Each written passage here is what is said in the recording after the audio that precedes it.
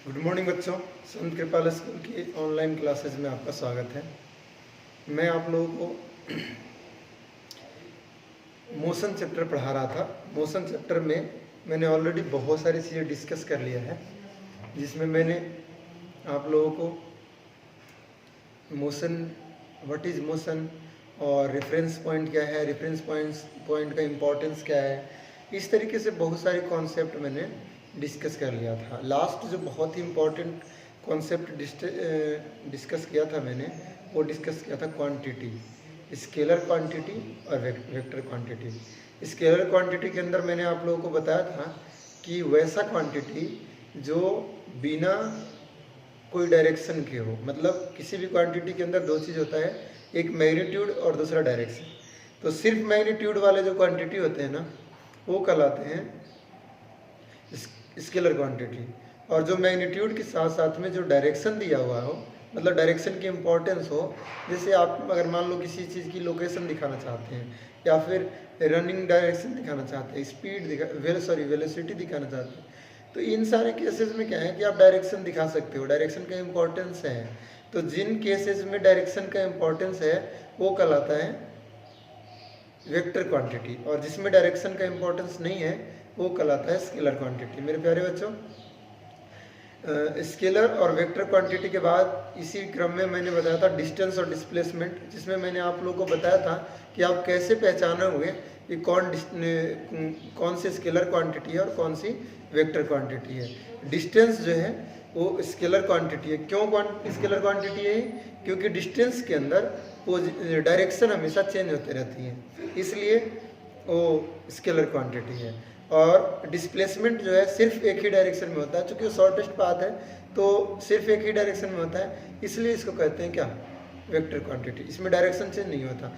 तो अगर आपने डिस्टेंस और डिस्प्लेसमेंट समझ लिया होगा तो स्पीड और वेलोसिटी समझने में कोई परेशानी नहीं होगा, इसलिए मैंने ज़्यादातर चीज़ें रिपीट कर दी है।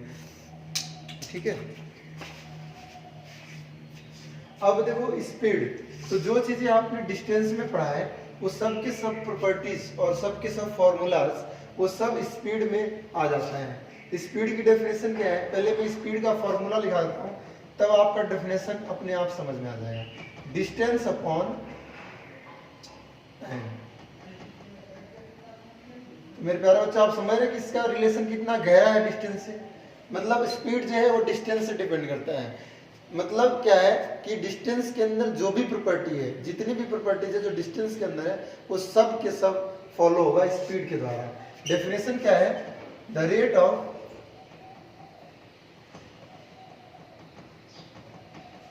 Distance travelled, the rate of distance traveled by the body is called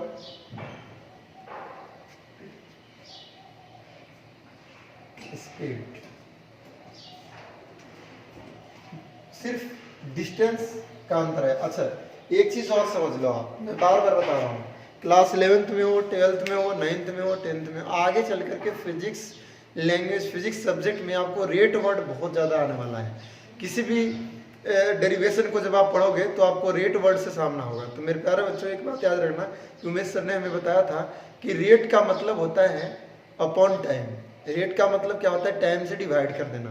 क्या होता है, टाइम से डिवाइड कर देना। तो rate of distance travelled, distance covered, the rate of distance traveled by the body is called speed। ठीक है, और उसी तरीके से हम अगर वेलोसिटी की बात करते हैं तो वेलोसिटी जो डिपेंड करता है वो डिस्प्लेसमेंट पे डिपेंड करता है। तो displacement upon time is called velocity. ठीक है, तो मैंने कहा देखो कितना गहरा रिलेशन है। अब आप समझ गए होंगे कि जो चीजें हमने डिस्प्लेसमेंट में पढ़ा है वो सब के सब वेलोसिटी में आएगा, और जो चीजें आपने डिस्टेंस में पढ़ा है वो सब के सब स्पीड में आएगा।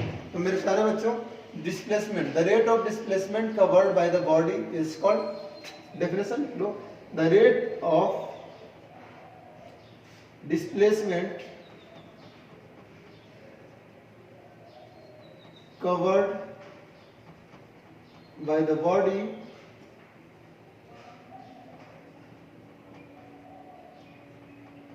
is called velocity। तो जैसा कि मैंने आपको बताया कि जो रिलेशन डिस्टेंस में पढ़ा है आपने वो वेलोसिटी स्पीड में सॉरी, और जो चीज़ें आपने डिस्प्लेसमेंट में पढ़ा है वो चीज़ें वेलोसिटी के अंदर है। डेफिनेशन क्लियर हो गया बेटा?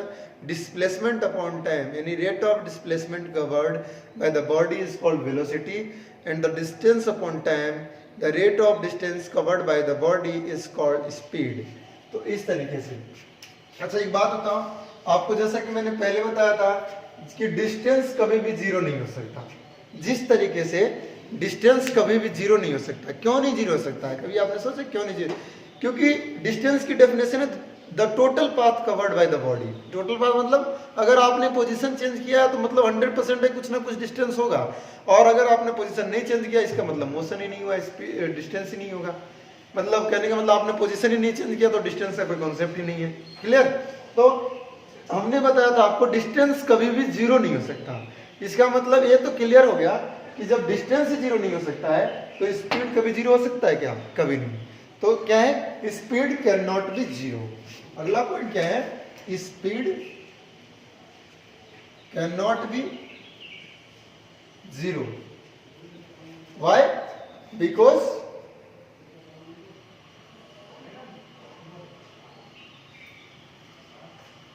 velocity cannot be zero, because distance cannot be zero. Distance can't be zero. उसी तरीके से जब वेलोसिटी की बात करते हैं तो velocity can be zero.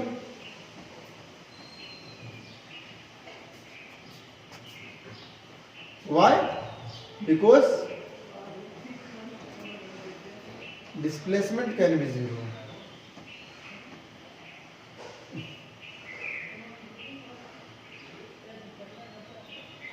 Displacement can be zero.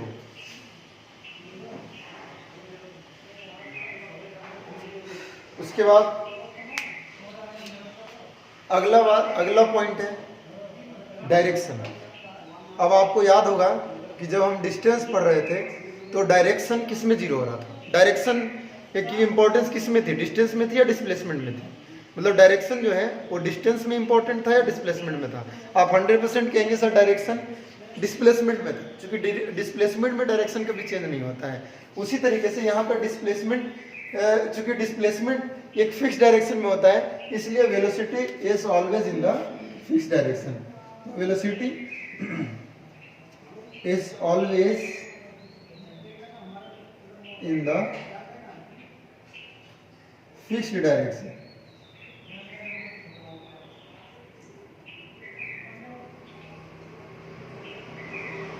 और इसमें स्पीड कैन बी मेजर्ड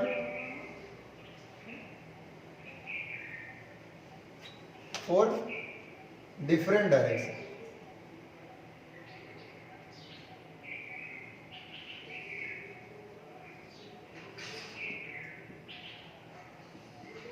इस तरीके से आपने देख लिया स्पीड को कभी भी हम मेजर नहीं कर सकते। स्पीड को हम कभी भी विदाउट डायरेक्शन स्पीड को किसी भी डायरेक्शन में मेजर कर सकते हैं, जबकि वेलोसिटी को एक फिक्स डायरेक्शन में होना आवश्यक है। ऐसा क्यों है? क्योंकि जो वेलोसिटी है वो डिपेंड करता है डिस्प्लेसमेंट पे, जबकि स्पीड जो है वो डिस्टेंस पे डिपेंड करता है, और डिस्टेंस में डायरेक्शन का कोई ज़्यादा इंपॉर्टेंस नहीं है। तो इस तरीके से आपने समझा कि डिस्टेंस और डिस्प्लेसमेंट के साथ साथ में स्पीड और वेलोसिटी में क्या रिलेशन है। तो जो चीज़ें आपने देखा था डिस्टेंस और डिस्प्लेसमेंट में, वही चीज़ें आपका स्पीड और वेलोसिटी में। अगला जो सबसे इंपॉर्टेंट टॉपिक है वो है एवरेज वेलोसिटी और एवरेज स्पीड, जिससे न्यूमेरिकल 100% श्योर है कि आना ही आना है। न्यूमेरिकल फिजिक्स विदाउट न्यूमेरिकल आप मतलब एक तरीके से कह सकते हो इनकम्प्लीट है। Without numerical physics can not be imagined. That's why we have to learn and we have to understand the numerical solution। कैसे आप न्यूमेरिकल सोल्व कर सकते हो ये चीज़ें आपको पता होना चाहिए। तो ठीक है, मैं आप लोगों को इसके बाद का जो टॉपिक है एवरेज स्पीड और एवरेज वेलोसिटी, वो अब मैं आप लोगों को बताने जा रहा हूँ। देखो मेरे प्यारे बच्चों, एवरेज स्पीड में क्या है कि स्पीड बार बार चेंज होते रहती है, क्योंकि डायरेक्शन चेंज होता रहता है, तो उसमें स्पीड बार बार चेंज, मतलब इनिशियल और फाइनल दो तरह की वेलोसिटी से कोई मतलब नहीं, क्योंकि वेलोसिटी में से क्या होता है, इसकी दो ही टर्म है, एक इनिशियल वेलोसिटी और एक फाइनल, मतलब जिससे चला था वो और जो उसकी फाइनल स्पीड है वो, दो चीज से मतलब है, बीच में क्या हुआ इससे कोई मतलब नहीं है। जबकि जब स्पीड की बात करते हैं तो इसकी हर एक पॉइंट पे स्पीड चेंज भी हो सकती है, क्योंकि distance total path covered by the body है, तो ये तो पाथ पे डिपेंड करता है, कौन, डिस्टेंस, लेकिन डिस्प्लेसमेंट जो है वो पाथ पे डिपेंड नहीं करता, वो सिर्फ इनिशियल पॉइंट और फाइनल पॉइंट पे डिपेंड करता है। तो जब हम एवरेज निकालते हैं तो हमारा जब वेलोसिटी की बात करता है, क्योंकि डिस्प्लेसमेंट वेलोसिटी दोनों रिलेटेड है, जब हम वेलोसिटी की बात करते हैं, एवरेज वेलोसिटी निकालते हैं, तो इसमें रिलेशन सिर्फ इनिशियल और फाइनल से है कि इनिशियल वेलोसिटी क्या है और फाइनल वेलोसिटी क्या है। जबकि जब हम एवरेज स्पीड निकालते हैं तो इसमें हर एक पॉइंट से मतलब है कि हर एक पॉइंट पे स्पीड क्या कितना है। तो उसके लिए एक फॉर्मूला आता है कि एवरेज स्पीड क्या होता है।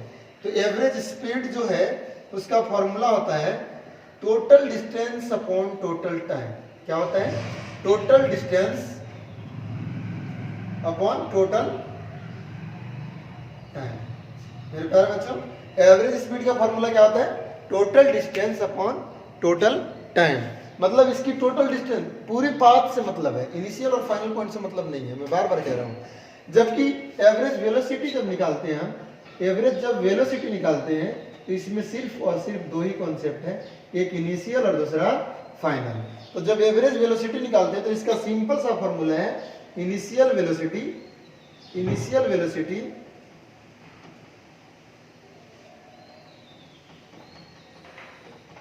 Plus final velocity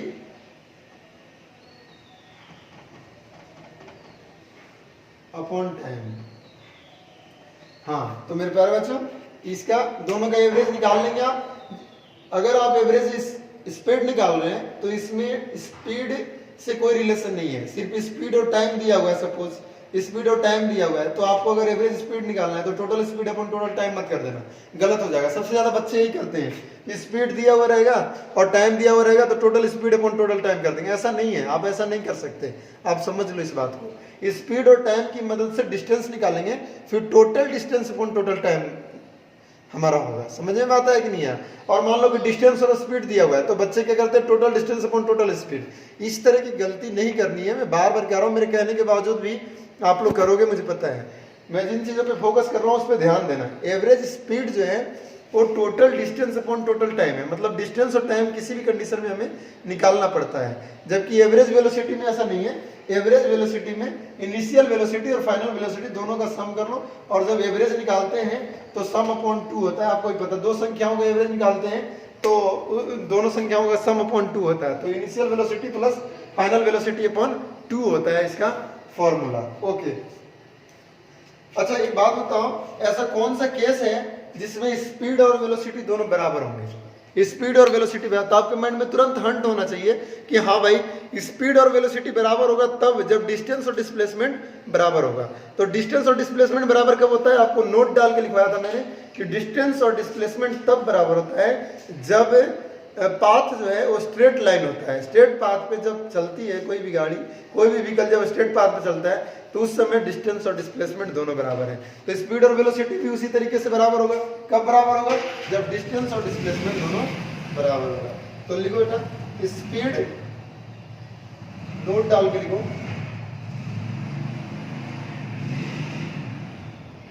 speed and velocity will be equal if the path is straight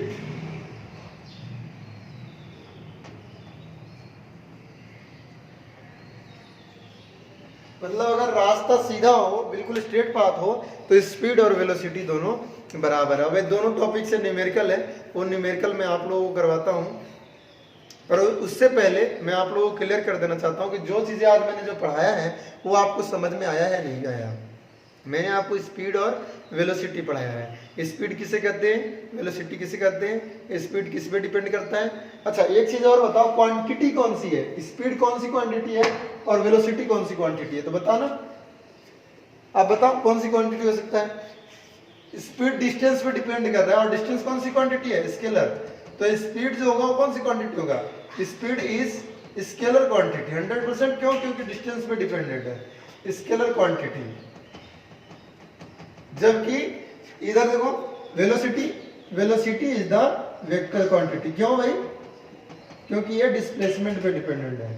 तो velocity is the vector quantity. Okay, समझ गए बात को। मतलब ये सारी चीजें आपके कॉन्सेप्ट क्लियर हो गया। आप अगर नहीं समझे हो तो फिर भी कमेंट में बताना, मैं इसको अगले क्लास में दोबारा रिपीट कर दूंगा, लेकिन आशा करता हूँ समझ जाओगे। मैं अगर आप गौर से लेक्चर को सुनोगे तो समझ जाओगे। स्पीड और वेलोसिटी से रिलेटेड कोई भी डाउट नहीं रहेगा। अगले लेक्चर में मैं आप लोगों को एवरेज स्पीड और एवरेज वेलोसिटी के न्यूमेरिकल और साथ साथ में एक्सेलरेशन पढ़ा दूंगा। फिर ये चैप्टर लगभग आधा कंप्लीट हो जाएगा। तो मैं आशा करता हूँ आपको समझ में आ गया होगा। अगर फिर भी समझ में नहीं आए तो आप मुझे कमेंट में जरूर बताना, अगर मैं रीड करता हूँ तो उसको जरूर अगले लेक्चर में शामिल करें। Okay, thank you.